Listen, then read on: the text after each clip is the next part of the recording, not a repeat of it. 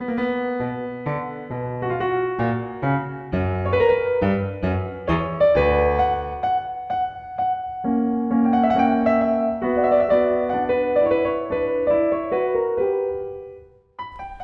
if Pandora didn't have a box, and it wasn't even filled with evils? What if Helen of Troy, née Sparta, wasn't really the face that launched 1,000 ships? Or, on the other hand, what if Homer's Penelope wasn't really that great after all? Perhaps it's time to look at the Greek myths a little bit more carefully and see what versions we are choosing to reiterate, and why. Hello, this is Anya Leonard, founder and director of Classical Wisdom. You are listening to Classical Wisdom Speaks, a podcast dedicated to bringing ancient wisdom to modern minds. Today I'm talking with Natalie Haynes, author of 6 books, including 1,000 Ships, which was a national bestseller and shortlisted for the 2020 Women's Prize for Fiction. Natalie began her career as a stand-up comedian. She's a former member of Footlights, the Cambridge comedy group that produced Mighty Python, and her humor and wit infuse all that she does, including a web series, #Ovid, not COVID, during the pandemic. An ardent proponent of making the classics accessible, she has written and recorded 7 series of Natalie Haynes Stands Up for the Classics for the BBC. She has written for The Times, The Independent, The Guardian, and The Observer, and Natalie joins us today from London. But before we begin, I would like to say a quick thank you to our Classical Wisdom Society members who make this podcast possible. If you would like to become a society member and help support the classics, please go to classicalwisdom.com and click Start Here. Now, onto a new look at ancient Greece's most famous or infamous mythological women. Well, first off, thank you so much for joining me today. It's absolutely fabulous to be able to talk to you. It's my pleasure. I'm happy to be here. Well, here and you're there, but that's just how we have to do things now. Yeah, I know. We get to be like very international all the time. I love it. But I really want to talk to you today about your newest book, which is Pandoras Jar, which I just absolutely loved reading. It was a delight. And for all the people who love reading about Greek mythology and stuff, it's a beautiful both refresher for the stories you know, but you also get sort of this nice illumination into other versions of the stories. And I think it's really wonderful that you got to show all these different versions of stories that people might have thought that they knew. But it's an interesting point, because I think it's something that kind of takes newcomers a little bit by surprise, that there are so many different versions of myths. People kind of have it in their head that this is the one that they've got. So maybe we could just start with, like, why are there always so many versions, and are there any versions of myths that like are very permanent? In a way, it's probably variations on the question I get asked most often over the last few years, whether it's a non-fiction book like Pandora's Jar or a novel like 1,000 Ships, but what's the original version of the myth? What's the real version? I've cracked so many hearts into going, there isn't one. I'm really sorry, there just isn't one. So of course what happens is that these stories develop across the Greek world, or the Greek speaking world, maybe even you could go further and say the Greek thinking world. The Greeks themselves are purloining stories from societies around them. So you'll find influences from things like Gilgamesh appearing in Greek myth, or there are fantastic stories from the ancient Near East, which you can see versions of. For comparative religion people, it must be just a constant source of delight, I would think.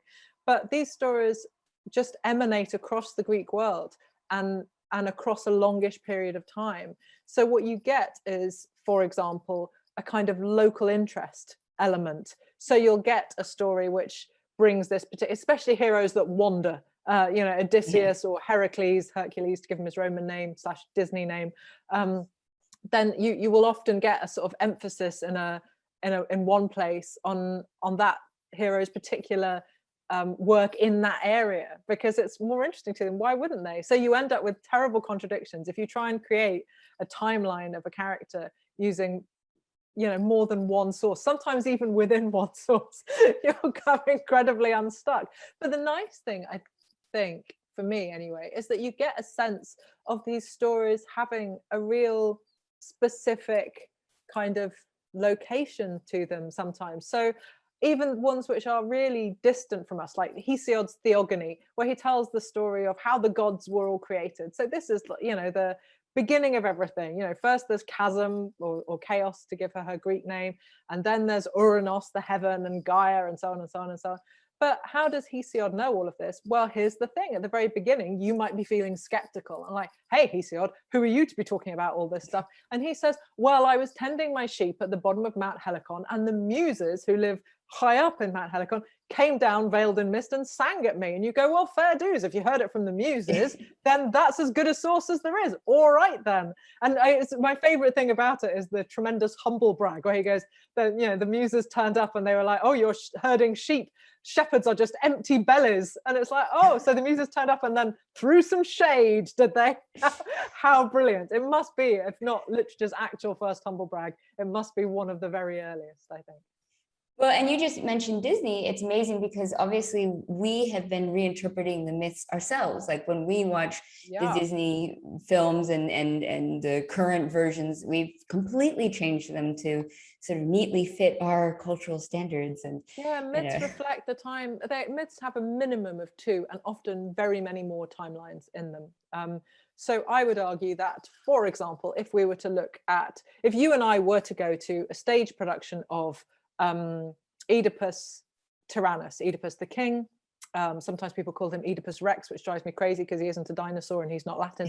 But we would be watching, most probably, a 21st century English language translation of a 5th century BCE Greek play. But I mean, quite aside from the concerns on textual transmission and how that text was taken from 2,500 years ago to now, let's leave all that to one side. So we're watching a contemporary English version of a 5th century Greek play, and that in itself is retelling a story which is by that point already hundreds of years old. So the timeline of the production that we're watching, there's our timeline. It's probably going to reflect a production that we might go and see at a university or college.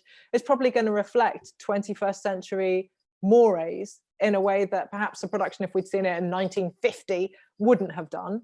And so there's one timeline, our timeline, but there's also the 5th century Athenian timeline when the play was first performed. And then there's the timeline of the myth itself. So there's a minimum of 3 working there. And that's just the easiest one you can think of. Once somebody takes a play and turns it into a novel or a poem or a different format, then again, we're watching extra levels of interpretation come in. It's always going to be different. Yeah, I was a theater director back in uni, and I did Sophocles' Philoctetes. And when I directed it, it was right after like the Lord of the Rings had come out. So I did the whole thing with the bow as like my precious and everything like that. Yeah. So you can see like modern things even just would influence how you present the play. And obviously that would have been the same case in the ancient times as well. I mean, whatever new war that was happening or new hero or new political person you wanted to make fun of, you might throw a reference in or adapt it. Absolutely, you can for sure see the influence of the Peloponnesian War, the 30-year war that Athens embroils itself in 431 BCE in the work of Euripides. And there are people who strive to make closer and less close readings of this particular event in the war, which you can read about in Thucydides' History of the Peloponnesian War. Can you absolutely see it in the Trojan women?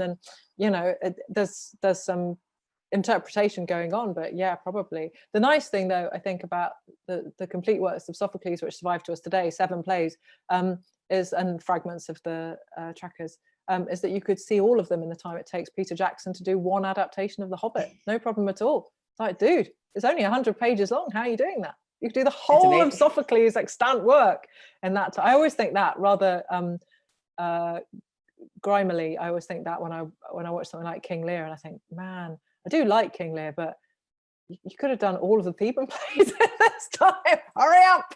I'm such a Sophoclean. Well, and you think too, like how they would have like ingested and imbibed in the theater, because it would have been like in a series. So of course it makes sense that they're, you have like the 3 and then the satire play. If you're going to be sitting through a whole bunch of them, it makes sense that they're a bit shorter and a bit pacey. Yeah, I know. Whenever I see people at the Globe Theatre in London, standing, you know, the groundlings, where they stand as people did in Shakespearean times. I just think, man, they're made of stuff. Did people not have bags? I'm tired just watching.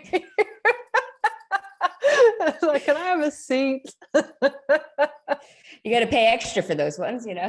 Yeah, it's true. So you mentioned myths as mirrors, and it's something that you touch on in the book, which I just thought was absolutely fantastic. What do the different versions say about us today versus in the ancient world? Like, how can we understand more about ourselves by seeing how we interpret the myths? I mean, I think sometimes what's really interesting is seeing how it's not linear. You know, there's no direction of travel where you can say this myth is going to move from this place to this place. It just doesn't always happen that way. And so you get this incredibly articulate version of Helen of Sparta.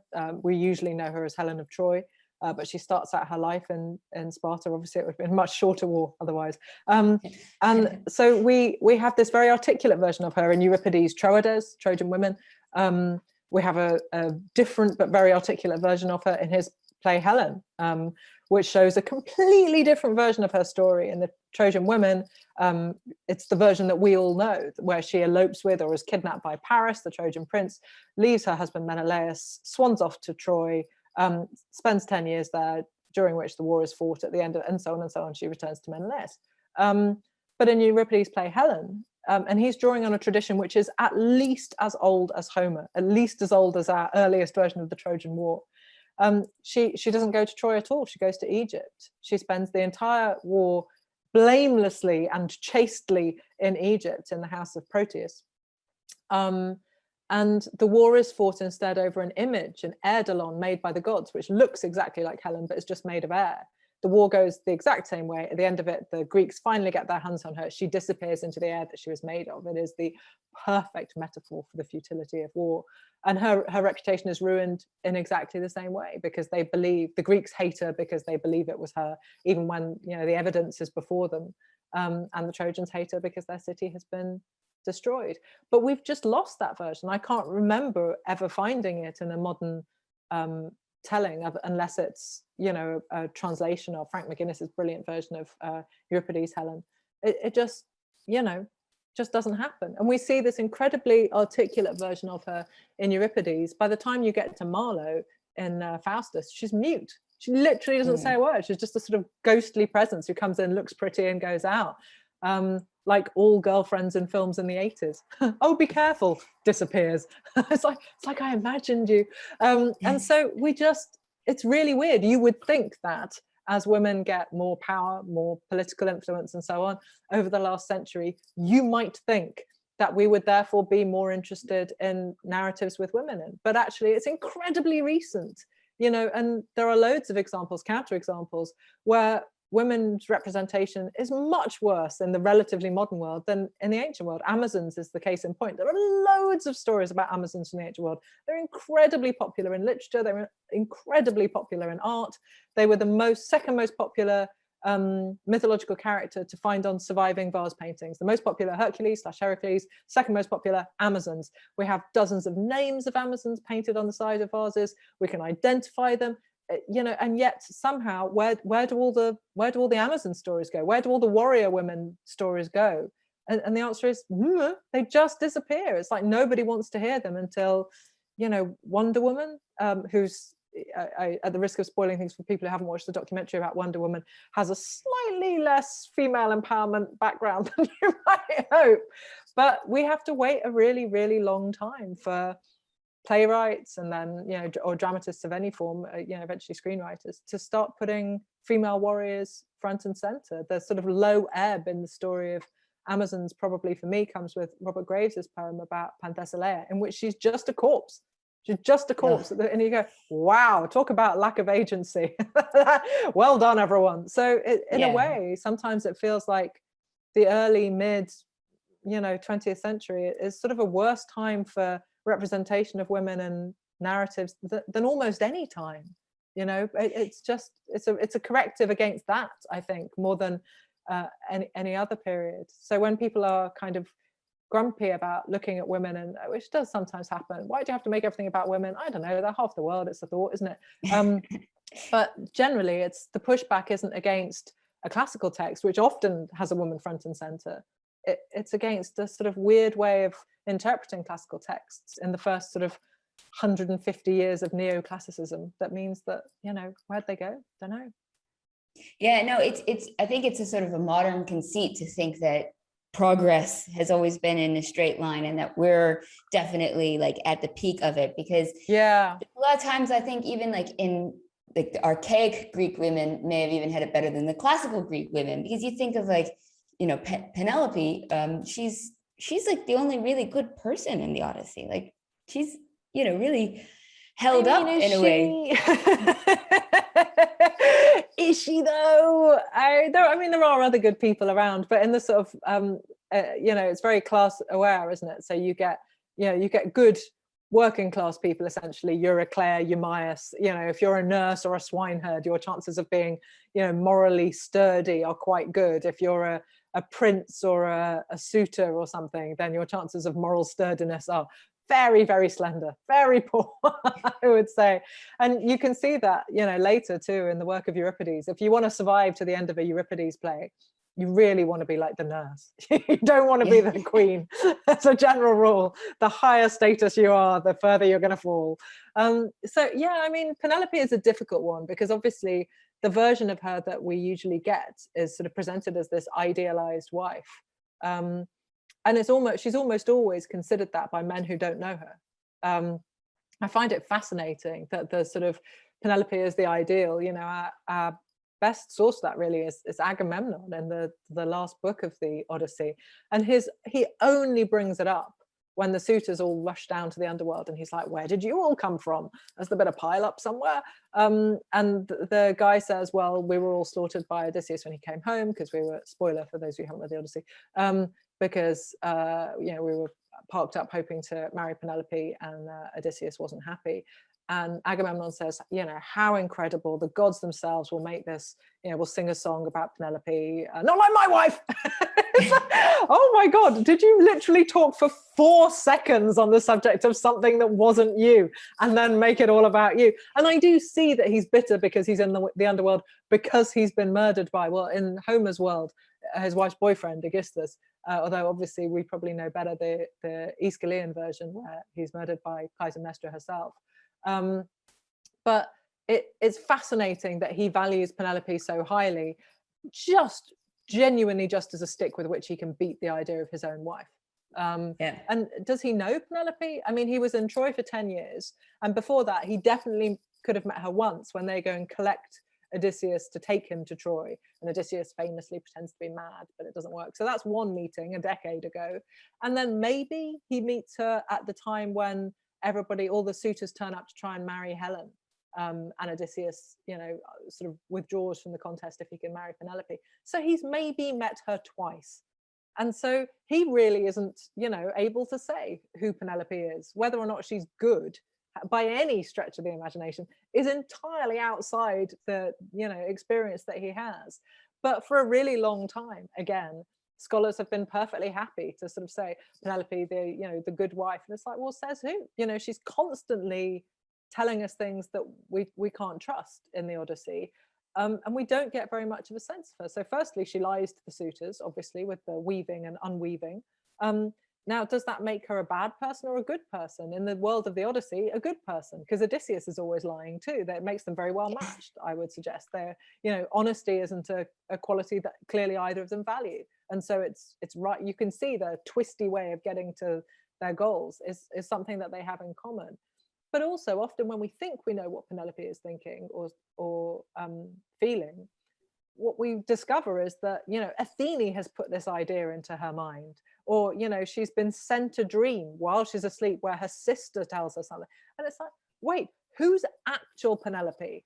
Because, we don't get much of a sense of that. We know, where she is and what she's doing, but we don't. That when we first meet Penelope in the Odyssey, she is veiled. And Homer tells us she is like a goddess. It's like, well, that's interesting straight away, because goddesses aren't usually veiled. So, what are we meant to think of this? And I think we're meant to judge that it's literally and metaphorically true. She is veiled from us. We can't see her. And really, it's when Ovid comes along and takes her on in the Heroides and writes a letter to Odysseus from her in her voice, we suddenly get to look at things from Penelope's perspective, and you think, oh yeah, you know, that the great Dolaneia episode in the Iliad where Odysseus and his friend go off on a night, you know, escapade. It's incredibly dangerous, and it's presented to us in the Iliad as being really brave and, you know, lots of daring do and all of that stuff. And then Penelope is going, sorry, were you thinking about me and Telemachus at all when you were doing that? And you think, yeah, well done, Ovid, for realizing that this story looks completely different depending on your perspective. It's such a neat and clever way of interrogating a story that we think we know. Well, and also Penelope tricks Odysseus in the end of the Odyssey as well. So you get that, as you said, they're well and people have spent their whole careers arguing about when she knows that Odysseus is Odysseus, because he's disguised by Athene, so she can't possibly know. Wait, but then is she testing him? But does she actually not know if it's him? Is this a Martin Guerre story? I don't know, you know, and anyone who claims that they definitely do is probably stretching things a little, I think. So yeah, who is she, and how honest is she? I can't answer that for you, and I've written, you know, half a novel from her perspective, quite aside from a chapter in Pandora's Jar. I still can't tell you. Yeah, so you mentioned, you know, at different times, like we think of Homer's version or Aeschylus's version, and there's always going to be like such diversity in versions. So like I remember the first time I was talking to a woman, Amelia Brown, who was an expert on Corinth, and she was telling me that the original Corinthian version of Medea never kills her children. You know, the townspeople kill it. And so that's right. We now keep Euripides' version of Medea, and like she's like the epitome of this like mother, you know, killing her children, this like terrifying character. And so it's kind of, why do some versions last the time? Like, why do some of them stick with us? Why do we want to keep Medea so horrible? And, you know, Helen, breaking news, I don't think she is horrible. She'll be my next novel but one, so I don't think she is horrible, so you'll have to wait and see. But I think sometimes we focus on one version of the story because it's the one that survives. In the case of performance, especially because it's the one that's performed. With the Medea story, yeah, the version that we have in Apollonius of Rhodes, for example, is quite different from the version that we have in Euripides, but it's the Euripides one that gets performed, so that's the one that we focus on. But there are plenty of people telling alternate versions. Charlotte Higgins does in her Greek myths, for example. She misses out or doesn't focus on the idea of the infanticide because she doesn't think it's the most interesting thing about Medea. So fair dude. And I think with other female characters, it's maybe a bit more complex. Pandora is just baffling because there isn't a narrative of Pandora really, other than there are two very short ones in Hesiod. But most people don't have a full working knowledge of Hesiod. Certainly not most people who would use phrases like Pandora's box in conversation. I would say the percentage of those people who've also read Hesiod is pretty slim. And yet, you know, the version of her that we see in the ancient world, where she is, you know, she's the archetypal, she's the first woman. Before her, there aren't women. And so she's valued hugely by the ancients for being our ancestress. You know, men are descended from Erichthonius, we're descended from Pandora. Great news. And that part of her story completely gone. No one cares now. Now all we care about is that she opened a box that was full of evil things. And if you say, but in some versions of the story, the box doesn't have that. Well, firstly, there's no box. If you look at ancient visual representations of her, she never has any receptacle at all. Not a jar, nothing. If you look at literary versions, in some of them she has a jar. She never has a box. It's a translation by Erasmus. So it's thousands of years after Pandora. And yet the phrase is so telling that it makes its way into speech and it never goes. And then images of her relatively recent, I say recent like a classicist, you know, 1800 or 1700, those images of her show her with a box. And it's like, well, how did that happen? It's just a mistranslation. The word in Greek is pithos, and Erasmus translates it to pixis, jar to box, and that's all it takes. And it makes me think, well, we must have wanted her to have this really sturdy thing that, you know, she had to malevolently open in order to let out all the world's evils, because a Greek jar, obviously very narrow at the base, very fat at the top, really easy to knock over. As you know, when you see them in museums, and they're always covered in cracks. In Greece or Italy, they're wired to the wall because they have so many earthquakes. So, and so, you know, there's a blame to her that we want to attach, that I think comes from a kind of Christian tradition. Although Erasmus, I think, was not a Christian. I think he was a humanist. And so that's the version that kind of holds. But there are other versions of her story. Theognis in his elegies has her with a jar full of nice things, not a jar full of bad things. In Aesop, in the fable, and it's like, well, surely we're all more likely to have read Aesop as children than Hesiod ever.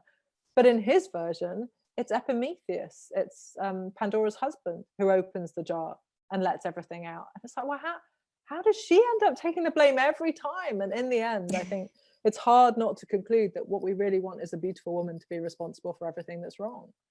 And I think it's our prejudice that allows us to sort of favor this version of the story. And I think the same is true with the Helen narrative. Why don't we ever think about the Egypt version? Well, because we'd rather a beautiful woman caused a war. Yeah, and it's like these things have been almost enshrined in ancient, not ancient, but memes, basically, of whether they're paintings by the pre-Raphaelites or imagery from throughout the years from different books or novels or plays, and so whatever so compelling. They're so compelling. The Rosetti painting of Pandora, where she's opening this beautiful jeweled casket, and you can see this sort of terrifying orange spire of smoke coming out of it, and it's Jane Morris, the wife of William Morris, who modeled, with whom Rosetti was having an affair, and you think, well, she's so beautiful, there is something so compelling, there's an incredible sense of danger in this painting. Of course, that's what we attach ourselves to. And yet the ancient versions of Pandora, where she's shown in the act of being created, being sculpted from the ground, it's like, well, she's our ancestress. Before Pandora, there's no women. Why don't we have that up on I don't know. I genuinely don't know. Just as an aside, one of the things I really enjoyed in the book was that you reference so much art, and so it's really fantastic. The only problem is you find yourself sort of switching to check which artwork it is. I know, I'm really sorry there aren't more pictures in it. They turn out to be incredibly expensive to reproduce. And so I was cheerfully writing about art, and they were like, yeah, we can't afford it. I'm like, oh, okay, can we have one picture in every chapter? Oh, okay. And so, yeah, it turns out art is really, and also song lyrics. In volume 2, there are going to be no songs because we can't afford them. I'm so shamefaced. It's like, surely, can we not have a tiny bit? It's like, no, not unless they've been dead for ages. Oh, okay. No, but I mean, it's fun though. It's very rewarding because, like, I mean, I love art and art history and done that for years. So like a lot of them I did know, but for the ones that I didn't know, I was like, oh, this is fantastic. It was like really, really exciting. There are some incredible pieces. And there is a list of artworks at the back of the book, I should say, to which I entirely owe to Dr. Rosbell, the art historian in Melbourne, because she had the time and energy at a time when I did not to put them all in. I was like, oh, don't worry about it, people can Google them. She's like, that is not how we do things. Okay, so yes, there is a list of art references if you want to look up, especially some of the modern pieces, which I think are probably not as well known, but it's lovely being able to write about art. I hadn't really done it until this book. I'd reviewed art for a very long time, so I'd written about it in newspapers, but I hadn't done it in long form like this, and it's just a joyous thing to get to do. Oh, it's so exciting. My favorite, actually, I will say, was the one of the Amazon vases, and where you see like the striped leggings and everything. Yeah. And it looks, like you said, it was so modern. It's so compelling and so relatable. And she's dressed like I dress, just with extra weapons. And even now, I've come from kickboxing, so it's not outlandish that I would be armed. No, well, just to kind of bring it back to the idea of memes and stuff. Like I just wanted to paint new paintings and new versions of Pandora with the jar and stuff like that. So hopefully I want to do a call out to all the artists and all the people writing plays and stuff, read your book and then come up with new modern powerful versions of these people depictions. People have in the UK where it's already been out for a little while, so I do get sent sometimes pictures of the art that people have created. And I think there may be, I don't know if I'm allowed to say, there may be a theatre version coming at some point, but so it's thrilling when people take work and make new work out of it. It's like, that's what's supposed to happen. Well, and the Argentine Italian artist who did the reverse Medusa, Luciano Garbatti. Yes, goodness me, what a strange story that is. What a strange story that is. And you reference that in the book as well. I mean, I think it's really nice to have so many modern references, like you said, like Wonder Woman and things that kind of help connect people to maybe people who are not as well versed in the ancient versions to kind of know the modern ones, and so kind of connect them all together. So yeah, I mean, I think you have to, don't you? And that, I mean, that really is the perfect example of a work that comes from a meme, because, you know, I'm sure that your audience will remember it better than I do even. But when Christine Blasey Ford gave her testimony about Brett Kavanaugh, and talked so powerfully, sorry, I should give her title, Professor Christine Blasey Ford, and talked so powerfully about her experience of being sexually assaulted when she was young. I presume that you had the exact same experience that I did, which was that suddenly you got this sea of memes, with a couple of variations, but basically the same. And it was an image which looks like a statue. I question whether it was a statue at this stage. I think it was just an image, but I can't prove it. Although now it is a statue and stands outside a Manhattan law court. But at the time, I think it was just an image. And it's a sort of gender reversal of what's often described with the title of Perseus Triumphant. So a naked, very beautiful young man, Perseus, holding up the decapitated head of Medusa. And I have walked past that statue a lot of times in the Metropolitan Museum in New York. There's a version, or very similar versions in Florence, as a version in the Vatican. It's the Bernini, I think, in Florence. The version in the Vatican is the same beautiful white looking version as you get in the Met. And for a really long time, I had walked past it and, you know, and not really had an emotional response. Oh yeah, Perseus. Oh yeah, Medusa. And then in the meme that went around at the same time as Professor Ford's testimony, there's a gender swapped version. So it's a young woman, Medusa, with the snakes for hair still, holding up the decapitated head of Perseus, of the young man. And the first time I saw it, I gasped, literally gasped, and thought, oh my God. And there are some versions of it which have a text which say, be thankful, I think, because I would say grateful, but it was American. So thankful, I think, is more likely. Be thankful we just want equality. And that's up at the top of the screen next to where she is, her head. And then by his head, it says, and not payback. And I was like, oh! And then I thought, wait a second, why are you so shocked by this? You've walked past that statue a dozen times. How did that not make you gasp? And I, you know, that was the moment in writing this book. I think it's chapter 4. That was the moment where I thought, oh, okay. Yeah, sorry, I have to deal with my own prejudice as well as everyone else. And I felt so moved by writing about Medusa, who isn't a monster, but is the first monstered survivor of sexual assault, I think, in literature and art, or at least in terms of a narrative that we can follow. That I wrote my next novel about her. I was so, by the end of her chapter, I was still so angry for her, for what had happened to her. And I thought, you know, we always see her as being alone, as being a monster who, you know, she is a predator, and just none of it is true. You know, she's raped, she's cursed, she hides herself away. We see her as being this isolated, monstrous figure. She is one of 3 sisters. You know, when she is killed, her sisters weep and lament for her. And I was like, no, this girl gets a book. She doesn't get a chapter, she gets a whole damn book. So yeah, I spent the whole of last year's lockdowns in the UK writing Medusa's novel. And you know, that's the only time, I mean, don't get me wrong, every chapter in Pandora's Jar, I would, yeah, people would say, oh, who's your favorite woman in it? You get every single one while I was writing her was my favorite, every single time. And every one I was thinking, oh, I could really write a novel about this woman. I'm so angry for her. I really feel there's so much of her story that hasn't been. And I was thinking that while writing ones about whom I've written a novel. Seriously, you have to get past. It's like, how does no one talk about Jocasta? You literally wrote a book called The Children of Jocasta. Well, still anyway.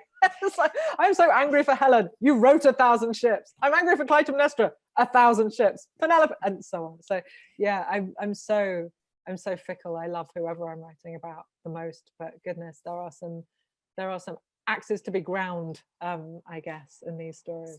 So how did you choose the women that you did choose? Because I mean, there are so many so many to pick from in the ancient world.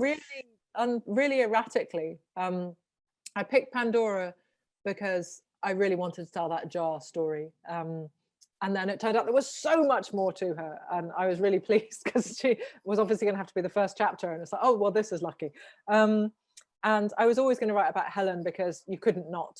And I wanted to write about Penelope. And then, there are some that were, chosen almost by reasons that were nothing to do with me. So I perhaps wouldn't have written about Eurydice, but there was a season of operas in London, the year before I was writing Pandora, or maybe actually the year I was writing Pandora. I was a little late delivering Pandora.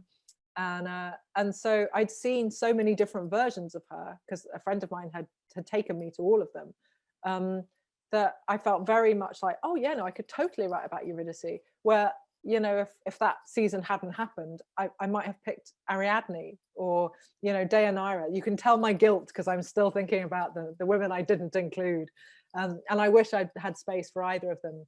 Ariadne gets a bit of a go in Phaedra's chapter, but Deianira, as always, gets overlooked, the woman who kills Heracles. So yeah, I'm doing a second volume next. Well, not next for you guys because there's still Medusa. Anyway, we'll just, it's just I live in the distant future. It's like being in Bill and Ted, being me right now, but with slightly less partying. And so yeah, some of the women that I had to miss out will get a go next time around. But it was really hard, and often it was just it wasn't quite a coin toss, but it might as well have been. Because would it have made any difference if I'd done Ariadne or Phaedra? I ended up telling so much of both stories. I told the story of Eurydice, but so much of Persephone is in there too because the underworld is involved. It could easily have been her chapter. So yeah, there's some of it was almost entirely at random. Well, I like the Pandora's Jar as a starting off point, and you'll be pleased to know my daughter has already started switching from saying Pandora's box to Pandora's jar every time she has to start. Now when I hear somebody say Pandora's box, I kind of like that, like a little twitch, a little facial tick. I think also, I'm going to work hard to make this change. Well, and also, maybe this is like too much to say in a podcast too, but like Pandora's box is almost a bit graphic, you know what I mean? Like it's really got a whole other undertone or overtone really or and just lots of tones. Dual meaning is there in Greek too. So yeah, no, it is. It's right there, being slightly. So yeah, jar is better. Yeah. It's got a phallic, rather yonic imagery, ironically. There it is. But I was going to ask a bit about Pandora as well. I've spoken a few times with Adrienne Mayer, and she does her book about robots and ancient automatons. What do you think about Pandora being originally an automaton? How cool is that? She is an amazing writer, Adrienne Mayer. Her book on Amazons is the bomb. I don't know how many copies of that I've sold for her over the years, but I hope it's a lot because she really deserves it. So I hope she goes out. No, she's a legend. Drink. She's a legend. So yeah. Yeah, no, I love it as an idea. I mean, every time she takes on a chunk of ancient Greek myth, she just sees it in a completely different way, really, from anyone else. So yeah, I mean, there's a huge tradition, isn't there, of dolls and clay figures and figurines in particular, I suppose, of those small dolls that girls are given, that they sacrifice to or give to Artemis, I think, when they're married, and so this notion of the Valley of the Dolls has, it's got a long old history, hasn't it? So yeah, why not? And so we're all say again. No, so we're all descendant of robots for us women then. Is that a terrible version of it's not, is it? It's great. I'm really happy to be descended from robot overlords. That sounds okay. Another one I was questioning about is Jocasta, because I remember reading the story about the necklace of Harmonia. And I know we're like kind of getting into sort of niche different versions of mythology, but there was one that in your chapter talking about Jocasta was about the difficulties of her being middle-aged. And I always wondered that if the necklace of Harmonia, which was, this like, it keeps for those you youthful, doesn't it? Yeah, and it's like a cursed necklace, though. I mean, it people want to have that youthfulness, but it ends up kind of always ending in bad things, like sleeping with your son. So if she didn't have eternal youth, then it would have been much more unrealistic with her hooking up with Odysseus. Would it though? Oedipus. Yeah, would it though? Because he can. When I wrote it in Children of Jocasta, and I kind of sat down and came up with a timeline. She could be 15 or 16 when she has him, which puts her at the grand old age of like 32, which is for me a distant memory. And you think, well, 32 and 16, 17, it's a bit now, but I don't think it sounds impossible for then. To me, we think of her as being middle-aged because life expectancy was short, but life expectancy was 35 because a third of people don't make it to adulthood, not because nobody makes it to 70. So she could have looked great. She could have been, I'm trying so hard not to say a massive MILF, but she could have been incredibly hot at 32. And, he could have been, trotting into town, hello, just killed your husband, unable to believe his luck. So, I'm not completely ruling it out. I'm interested in the notion of, I have to be honest and say that's how I wrote it. I wrote that whole scene as a sort of screwball comedy scene. In my head, it was, like Claudette Colbert or somebody was playing the role of Jocasta. And so I wanted it to be sort of quick fire sexy. I don't know. I feel like, is there a reading of the Necklace of Harmonia in which we can suggest that eternal youth is itself the curse? I feel like there is. We always see it as being really desirable. And obviously in Greek myth, there's the counterexample, isn't there, of Tithonus, who has eternal, is it Tithonus who has eternal life, but not eternal youth because she forgets to ask. And so he gets sort of more and more desiccated. So he gets older and older and older and older and older, and eventually becomes a cicada or a grasshopper or something. But I'm not sure I think eternal youth would be all that if you were the only person to have it. I hesitate to quote the film Highlander, but I'm just going to. It is that thing, isn't it? Yeah, who wants to live forever? If you stay young and beautiful, that gorgeous scene where Christophe Lambert and B.T. Edney, where she has to grow old and die, and he looks exactly like he did when they met. Isn't that what happens if you have eternal youth? Everyone you care about dies.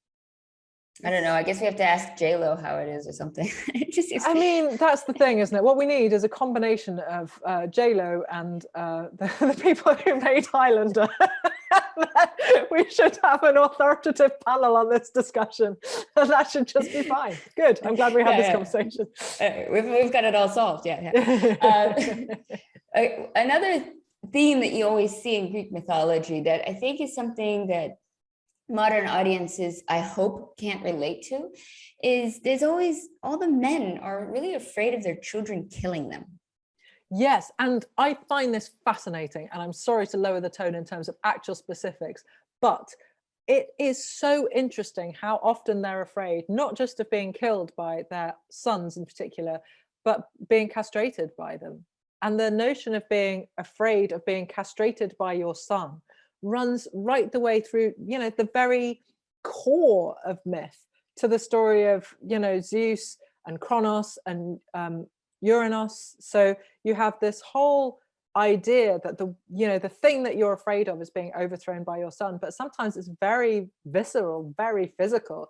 Uranus is he's castrated, Kronos castrates him using a sickle.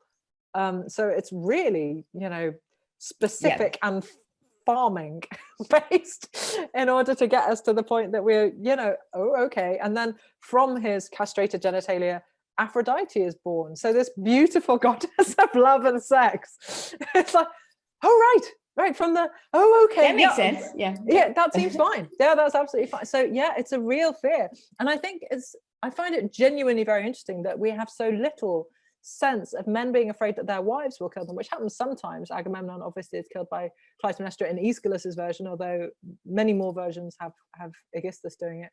And Deianira kills Heracles, although sort of by mistake. She thinks it's a love potion, it's actually poison.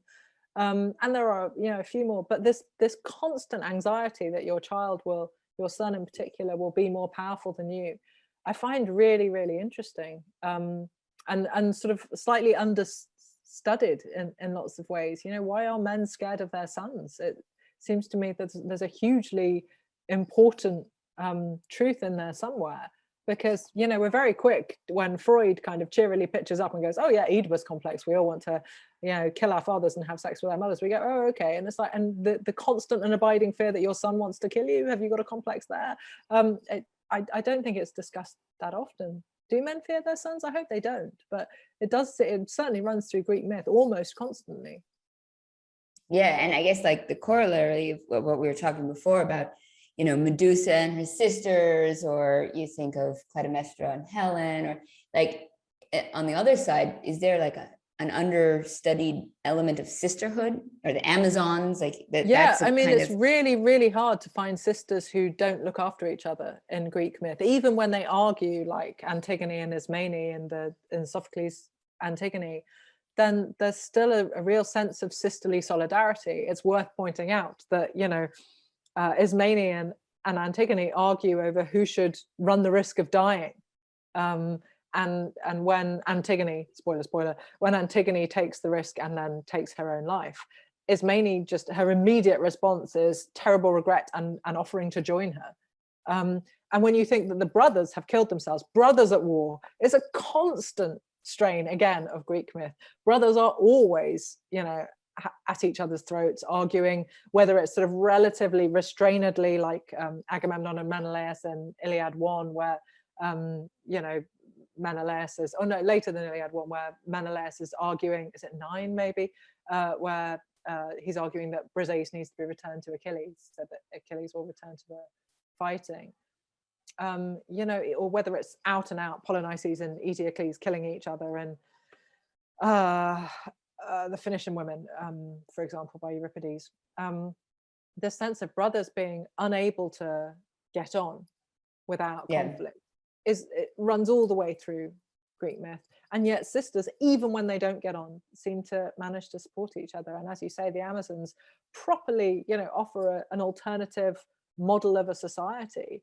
You know, we are so used to the idea of the intensely individualistic heroes in Homer, where it really is every man for himself. You know, Achilles, of course, has very strong feelings for Patroclus, but they all fight alone. You know, again, spoiler, Achilles doesn't walk into battle until Patroclus is dead.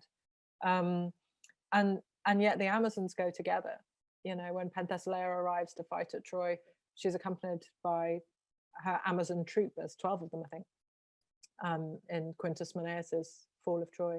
And so, you know, Amazons are really, they have each other's back. And you can see that in visual arts too. You know, you'll see Amazons sort of side by side fighting Greek warriors who are coming from different directions. It's almost like we're supposed to be looking at it and thinking, oh yeah, they're together, they're apart. So yeah, this idea of solidarity, of sisterhood, it's definitely there. It's beautiful. And I like, just as you said, with the other part of the Iliad, the story of the Iliad, that you have the Amazons and King Memnon as well, that there's these huge, it's something I kind of regularly try to address a bit, is that the classical world was more diverse and more nuanced than I think people like to make it these days. And so it's Absolutely. Nice to sort of be reminded forefront of how important these ancient characters were, that were, whether they were the women or from different regions of the ancient world. And also that a lot of these ancient myths and stories, you know, you mentioned before, like Babylon, that they go further back than just even the Greco-Roman world, that they're taken from Egypt and from Persia and that Mesopotamia, that myths are often incorporated from other places to begin with. Like there's a lot going into each myth, basically. Absolutely.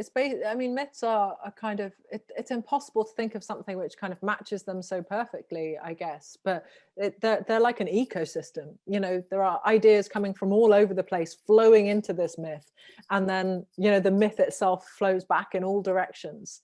And so it's constantly evolving, constantly changing, constantly drawing in different sources, and then constantly sending its own, you know, descendants back to where it came from. It is so moving and strange, and I think that's kind of why we keep having to rediscover these myths in each generation. That's why they mirror us so effectively, because we can always find ourselves in there, because they come from everywhere. So they should be too amorphous for us to be able to get a sense of. But actually, of course, the unit of Greek tragedy, for example, I've argued before, is that like the currency of it is a single human life.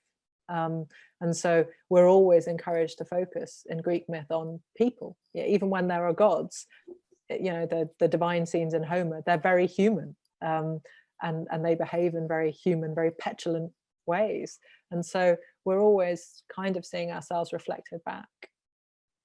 Beautifully said. I think it's great to have Pandora's Jar in order for people to sort of relearn some of the previous versions and the different myths from across the Pan-Hellenic world.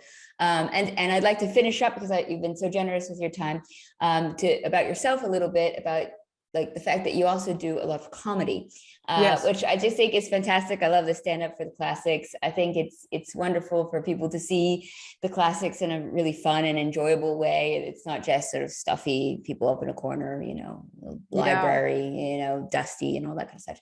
And it's a great way to shine a new light on the ancient world. So I want to ask, who's your favorite ancient comedian? Juvenal, which I know I'm not allowed to say because everyone hates him because he's so appalling and he's a terrible misogynist, so I shouldn't like him either, but I love him because he's a brilliant comedian. That's the thing. So yes, I love Aristophanes, and again, the misogyny in his work is absolutely undeniable. It's probably less grinding than it is in Satire 6 of Juvenal, but the joke construction is extraordinary, and it's very difficult. I would never want somebody to have to read something that they're upset by in order to get their degree or pass their exam, but I personally can love someone's work even when I hate their values, and that is, for me anyway, true with Juvenal. So much as I loathe his misogyny and his class hatred and his it's just every kind of hatred. Let's be honest, his homophobia. He's just an awful, awful human being. I don't want to have dinner with him. Whenever anyone says, if you can have dinner with anyone, no, never Juvenal. But reading just the sheer beauty of the way he constructs his horrible, poisonous jokes, they are extraordinary.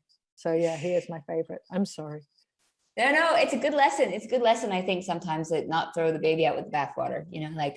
I've always sort of been a proponent of the art of cherry picking. Like, you could take the good out of something and acknowledge the bad and sort of, separate the wheat with the chaff and all those various cliches that.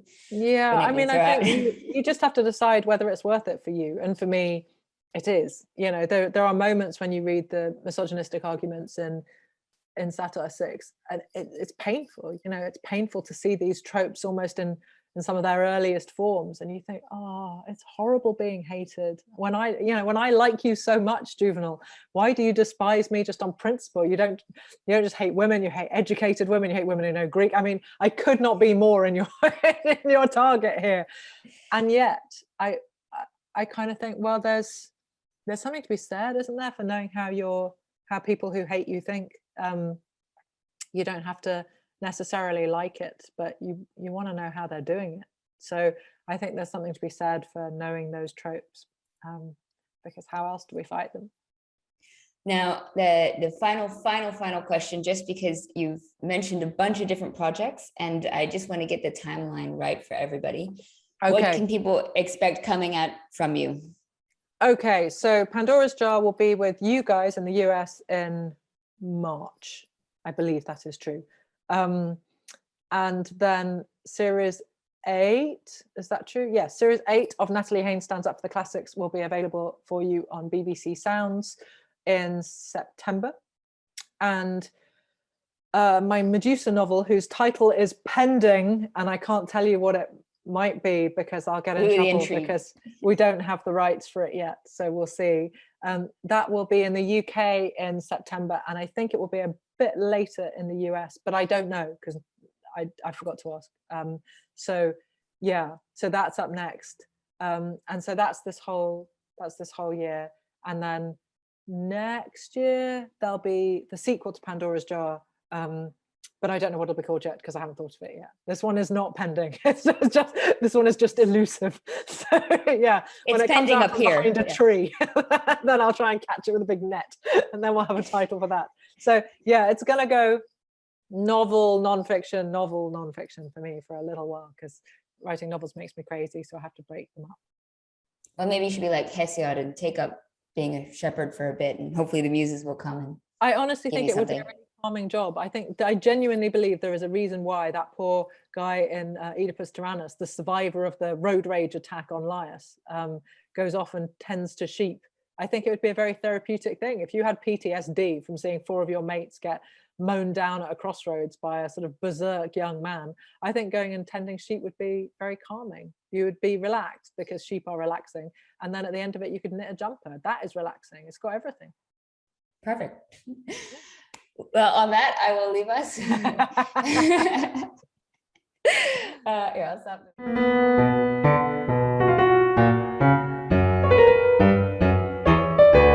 Thank you for listening to Classical Wisdom Speaks, a podcast dedicated to bringing ancient wisdom to modern minds. You can purchase Pandora's Jar, Women in the Greek Myths on Amazon.com.